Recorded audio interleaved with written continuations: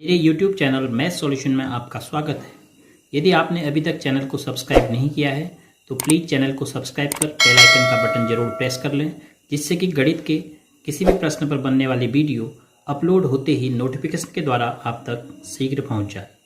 आज की ऑनलाइन कक्षा में कक्षा 6 के विद्यार्थियों का स्वागत है। प्यारे बच्चों, आज प्रश्नावली 7.4 के प्रश्नों को हल करेंगे। तो सबसे पहले प्रश्न संख्या 1 है, प्रत्येक चित्र के लिए भिन्नों को लिखिए। चित्र के रूप में आपको कुछ भाग छायांकित है, तो उस छायांकित भाग को आपने भिन्नों के रूप में लिखना है। भिन्नों के बीच में सही चिन्ह छोटा है बराबर बड़ा है का प्रयोग करते हुए इन्हें आरोही और अवरोही क्रम में व्यवस्थित कीजिए। अब देखो, चित्र तो हमें दे दिए गए हैं, तो सबसे पहले हम हर एक चित्र के लिए भिन्न लिखते हैं। तो जैसे इसमें देखो, प्रत्येक कागज़ का एक वृत्ताकार टुकड़ा 8 भागों में बटा है। 1 2 3 4 5 6 7 8। उन 8 भागों में से इसमें 3 भाग छायांकित हैं, तो हम क्या लिखेंगे, इसको 3/8।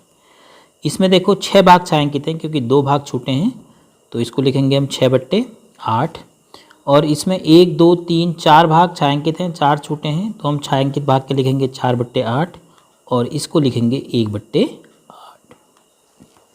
अब आपको इन्हें आरोही और अवरोही क्रम में व्यवस्थित करना है।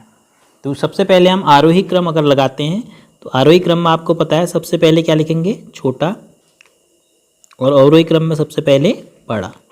तो आरोही क्रम छोटे से बड़े की ओर, तो सबसे छोटी भिन्न है 1/8, कि सभी भिन्नों का हर क्या है, बराबर है, तो हम केवल अंश देखेंगे। 1 के बाद 3/8, 3/8 ऐसे चिन्ह लगाएंगे, बड़ा है 3/8, फिर 3/8 से बड़ा है 4/8, और फिर 4/8 से बड़ा है 6/8।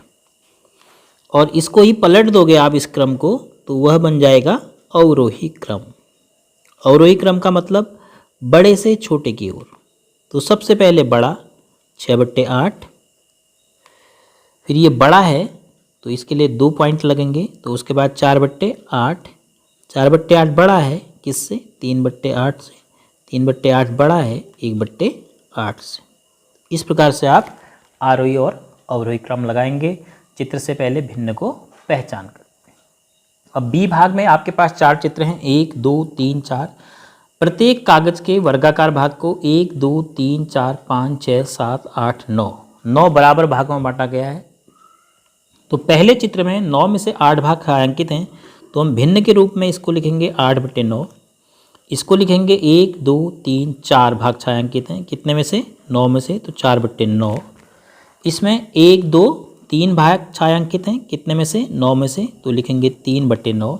इसमें 1 2 3 4 5 6 भाग छायांकित हैं, तो इसको लिखेंगे 6, कितने में से, /9 में से। अब इन भिन्नों को हमने एक बार आरोही क्रम में रखना है। आरोही का मतलब सबसे छोटा से बड़ा की ओर। उसके बाद अवरोही क्रम में सबसे बड़ी भिन्न से सबसे छोटी भिन्न की ओर। तो पहले आप देखिए, हरों में सभी में 9 है, क्योंकि बराबर भाग सभी में थे 9। तो सबसे छोटी संख्या अंश में 3, तो 3/9 से बड़ा है, यानी 3/9 छोटा है, इसकी तरफ 1 पॉइंट, इसकी तरफ 2 पॉइंट, किससे, 4/9 से। फिर 4/9 के बाद अगला है 6/9, फिर 6/9 से बड़ा है 8/9।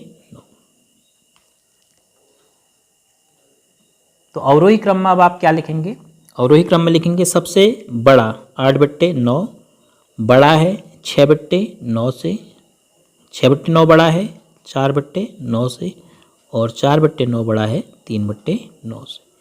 तो इस प्रकार समान हर वाली अगर आपके पास भिन्न है, तो आप आसानी से आरोही और अवरोही क्रम में उन भिन्न को रख पाएंगे। भाग सी है, 2/6 4/6 8/6 और 6/6 को संख्या रेखा पर दर्शाइए। तो संख्या रेखा पर दर्शाने के लिए हम क्या करते हैं, सबसे पहले एक सीधी रेखा खींचेंगे, और सभी भिन्नों के हर में 6 है, तो 6 पर हम 1 मार्क करेंगे। एक सीधी रेखा हमने खींच ली, इसको हम मान लेते हैं 0। तो यहाँ से ठीक 6 पर देखो, ये है 6 सेंटीमीटर। आप हर 1 सेंटीमीटर पर एक निशान रख दीजिए। तो 6 पर आप यहाँ पर लिख देंगे 1, और उसके बाद भी 1 2 निशान और ज़रूरत पड़ेगी तो लगा दीजिए 1-1 सेंटीमीटर पर। तो ये ध्यान रखिए कि यहाँ पर आप क्या लिखेंगे 1। 6 सेंटीमीटर पर आपने 1 लिखा है तो हर एक निशान 1/6, 2/6, 3/6, 4/6 और 5/6 को प्रदर्शित करेगा। तो आपने सबसे पहले इसमें दिखानी है संख्या 2/6, तो 1/6 ये होगी, तो ये संख्या होगी 2/6।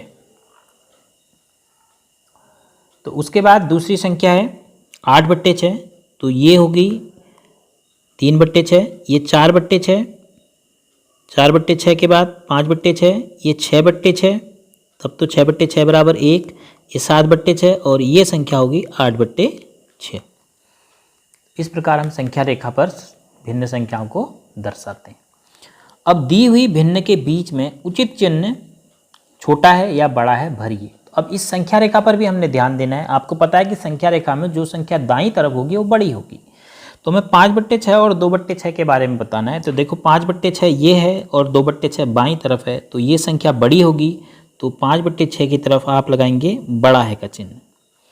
ऐसे ही 3/6 और 0। अब आप देखिए 3/6 कहाँ होगी, 1/6, 2/6, 3/6 यहाँ पर है और 0 बाईं तरफ है, तो 0 छोटा है, 3/6 बड़ी है, तो 3/6 की तरफ आप लगाएंगे बड़ा है का निशान।